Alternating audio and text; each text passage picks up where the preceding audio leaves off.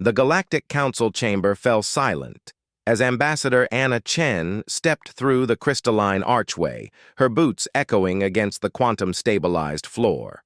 Behind her, Leo Martinez, Earth's newly appointed military liaison, scanned the assembled delegates with the practiced eye of a career officer. "The human delegation has arrived," announced the Council's AI moderator, its voice carrying a note of what might have been surprise.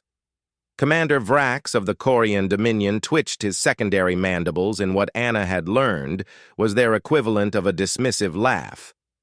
"How generous of Earth to finally grace us with their presence. Only 73 standard cycles late."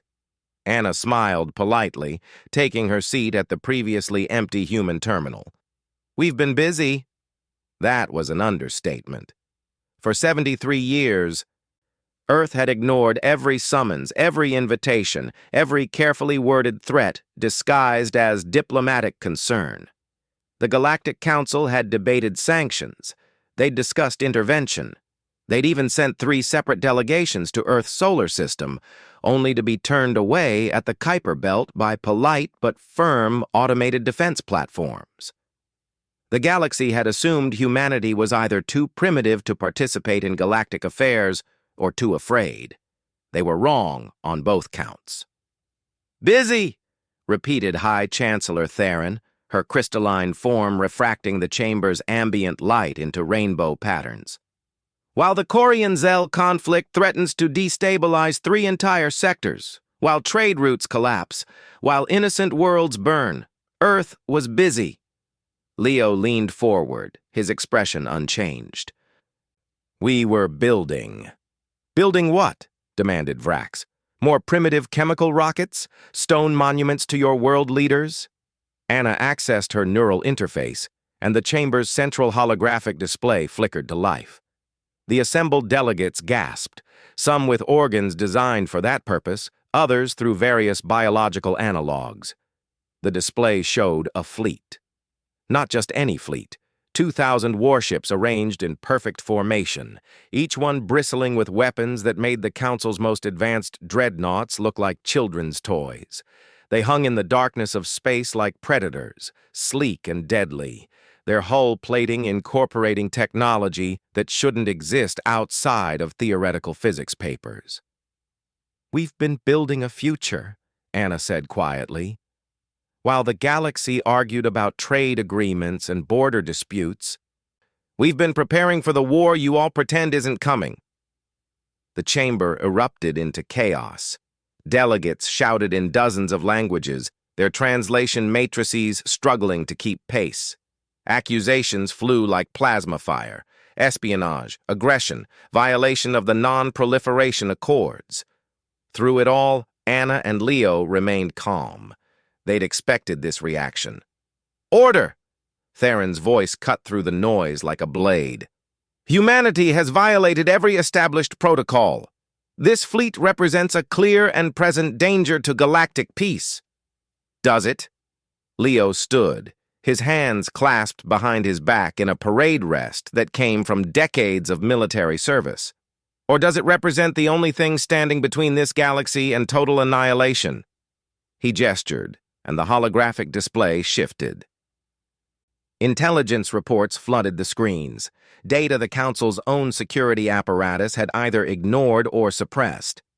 The Void Collective wasn't a myth or a distant threat. They were real, they were coming, and they were only 18 months away from reaching Council space. "We know about the Collective," Anna continued, her voice steady despite the magnitude of what she was revealing. "We've known for 60 years. Your exploratory vessel, the Radiant Hope, encountered them at the edge of the Outer Rim. The Collective destroyed it, but not before the ship sent a burst transmission that Earth intercepted." "Impossible," Vrax snarled. "The Radiant Hope's final transmission was received only by the Council. Our encryption is unbreakable." "By galactic standards, perhaps," Leo replied. "But humanity has always had a gift for breaking things that shouldn't be broken. We decoded your transmission in 3 days. We spent the next 73 years preparing for the war you've been hoping would never come." The silence that followed was absolute. Anna pulled up additional data streams. While you debated whether to acknowledge Earth's existence, we were reverse engineering every piece of technology we could get our hands on. While you argued over mining rights and cultural exchange programs, we weaponized quantum mechanics, perfected artificial gravity manipulation, and cracked faster-than-light communication that doesn't require relay stations. Humans are supposed to be a level 2 civilization, whispered one of the delegates, a being of pure energy contained in a magnetic field. You've leaped to level 5 in less than a century. We're good at leaping when we're motivated, Leo said, and the end of all sentient life is pretty motivating. Theron's crystalline form darkened, a sign of deep thought among her species. Why reveal this now? Why not remain hidden until the threat arrived? Anna's expression softened slightly. Because as much as humanity has always been good at war, we're better at saving people. The collective is coming, and our fleet alone won't be enough. We need allies. We need the Council's resources, your knowledge, your ships, upgraded with our technology. You want cooperation, Vrax said slowly, after 73 years of isolation. We want survival, Leo corrected. For everyone. The 2,000 warships outside this station, they're not a threat to you. They're a promise. Earth didn't skip every meeting because we didn't care. We skipped them because we were building the greatest defense force this galaxy has ever seen.